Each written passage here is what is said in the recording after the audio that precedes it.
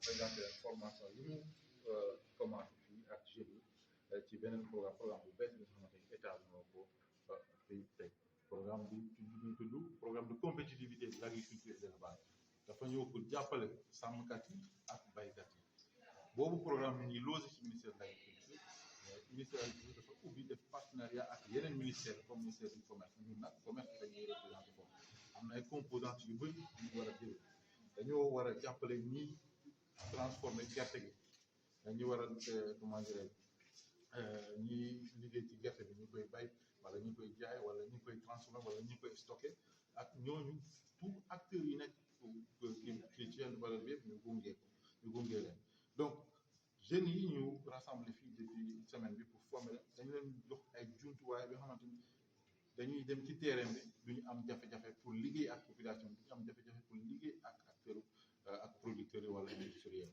donc formation bi mooy ci système de registre d'entrepôt mais ci yeneen outils mooy outil yi nga xamante ni dañu ko soxla ci terrain donc jeunes yi dañu leen jël ci beneen appel à candidature bi nga xamante ni Banque mondiale moo ko demandé ñu lancé ko mois de mai bi passé ci journaux yi ñu postulé ñoom ñëpp war a nekk ay jeunes universitaires macha allah ñoom ñëpp ku ci tuuti diplôme am na bac mais sinon ñi am licence ak master profil yi nag dafa varié ñii économie lañu def ñii finance comment dirais-je communication lañu def ñii développement rural à ingénierie agricole les agronomes par exemple donc profil yi dafa bëri ñii ay marketing lañu def donc melting pot la dafa am mélange donc loolu tamit dafa am importance parce que ay groupe la ñuy def donc groupe bu nekk dina am au moins 4 personnes ñu wàcc ci terrain donc profil yi am na importance ki nekk communicant ki nekk marketeur ki nekk agronome ñoom mën nañu waxtaan ak population waxtaan ak maire yi mais surtout waxtaan ak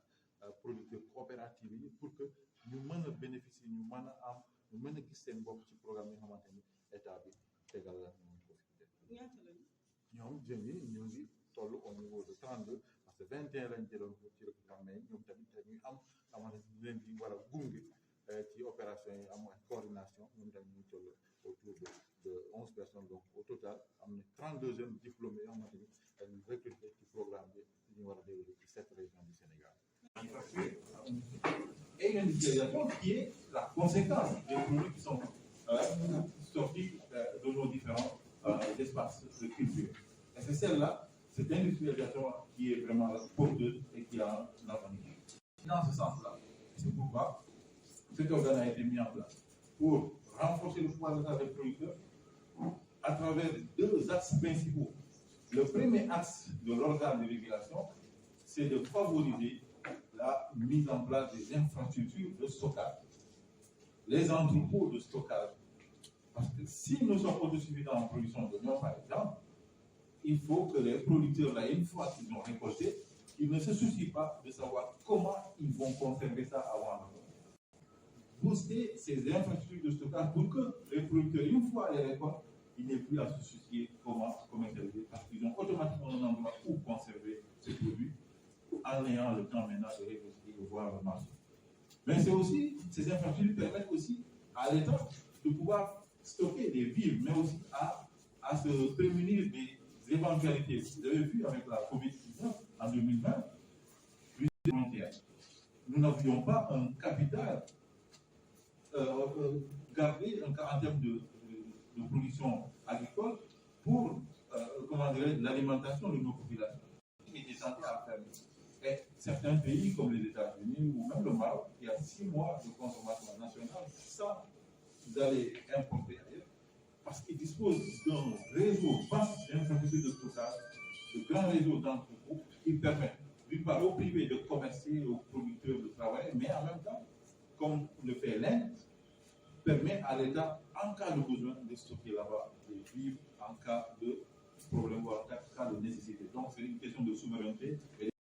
L'entrepôt est essentiel et l'entrepôt est consacré par cette loi et ce décret d'application. Et cet organe, qui est une autorité administrative indépendante, chargée de réguler, de contrôler, comme ce que fait dans le domaine de la télécommunication ou l'ARNT dans le domaine des marchés, nous sommes chargés de faire de la régulation et le contrôle et de juger entre les parties. Donc, une fois que l'entrepôt est obtenu, le deuxième levier sur lequel l'organe se base ou en tout cas met à disposition aux acteurs, qu'on appelle le récépissé d'entrepôt. Le récépissé d'entrepôt est aujourd'hui un nouvel outil qui a été instauré par la loi et qui est le secteur bancaire.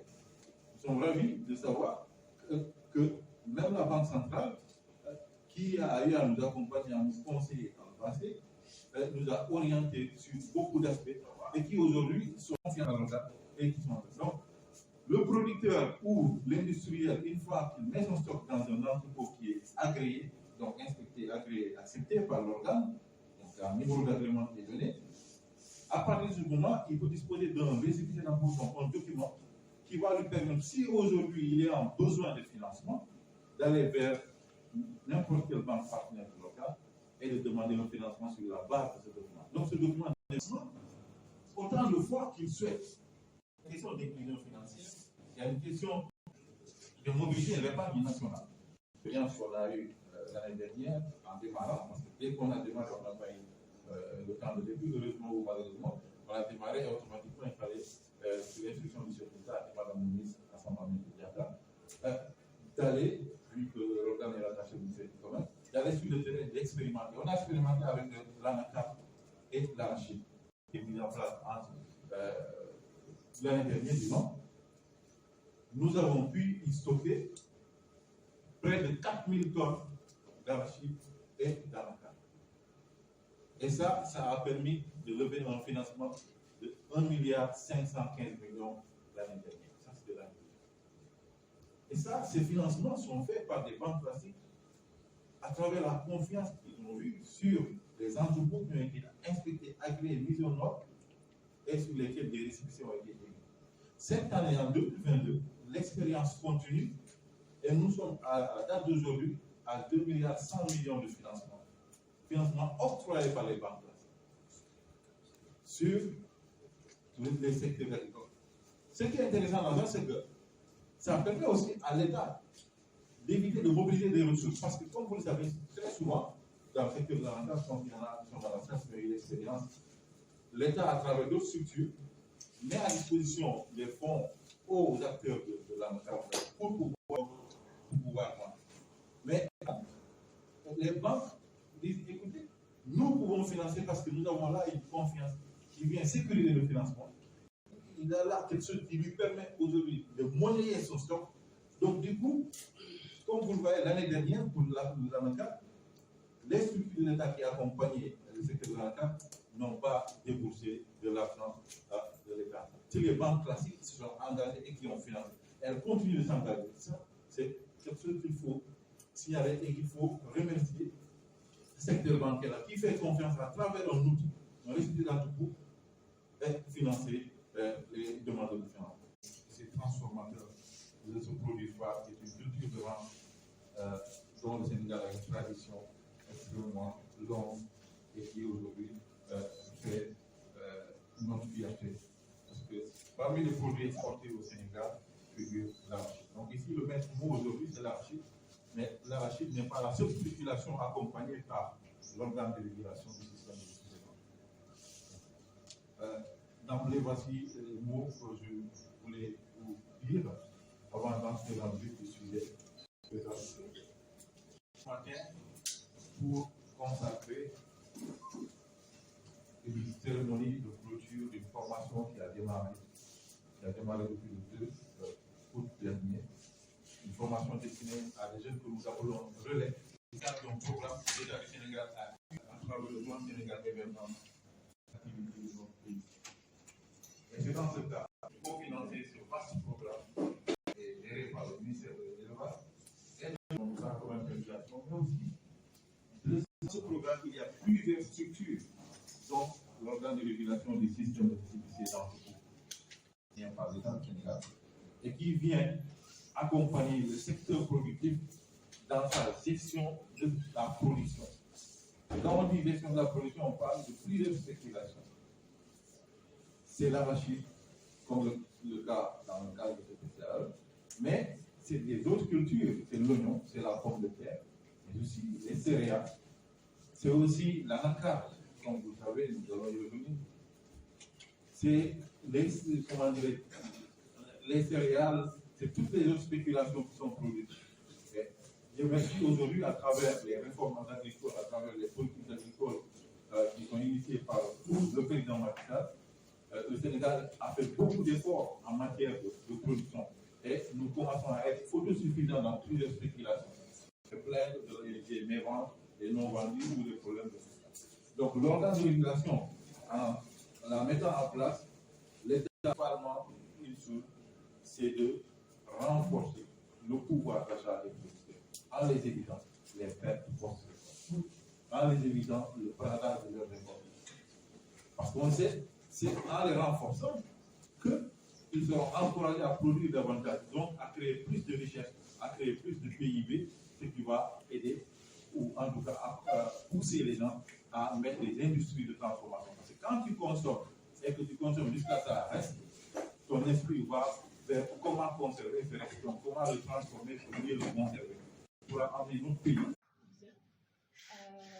Je suis ici en tant qu'apprenant pour l'organe de régulation du système de restitution et d'entrepôt depuis le mardi 2 jusqu'à aujourd'hui. Alors, presque 4 jours de formation, quel est votre ressenti aujourd'hui après avoir fait face au commerce? Bon, c'était déjà une formation très enrichissante, parce qu'on a eu à faire beaucoup de modules, à savoir, bon, dans un premier temps, on a eu à expliquer de quoi il s'agissait, c'est-à-dire ce qui est vraiment le système de récépissé et d'entrepôt. On a également eu à faire des formations par rapport aux communications à adopter, par rapport aux régions où on devait se tenir. Et on a également eu une très bonne explicitation de ce qui est le programme du PACS, c'est-à-dire le programme de compétitivité de l'agriculture, pour l'agriculture et l'élevage. Après avoir acquis cette formation, est-ce que vous savez ce qui vous attend sur le terrain? Est-ce que vous pouvez relever ces défis-là? Bien évidemment, parce que déjà, la formation, en plus d'être théorique, ils ont eu à nous faire part de leur expérience par rapport aux anecdotes, bon, ce qu'ils ont eu en tout cas à avoir sur le terrain et comment gérer ce genre de situation. Donc, je pense qu'on a été bien formés et préparés en tout cas pour aller au terrain et essayer de faire notre maximum. Donc là, est-ce qu'on peut dire que vous êtes prête à aller sur le terrain? Absolument.